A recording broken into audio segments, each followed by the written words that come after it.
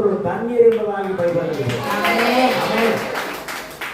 அவரை நேசிக்கும் பொழுது ஆண்டவர் எங்களை அன்பு காட்டி எங்களை எங்களுக்காக அடிக்கப்பட்டு நொறுக்கப்பட்டு எங்களுக்காக மறித்து அவருடைய இரத்தத்தை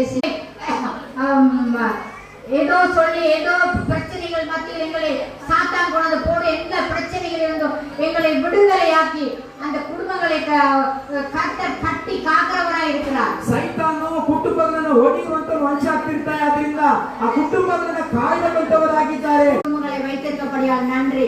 எல்லாரும் ரட்சித்திருக்கிறார்கள், ரட்சிக்கப்பட்டிருக்கப்படியால் ஸ்தோத்திரம் ஐயா.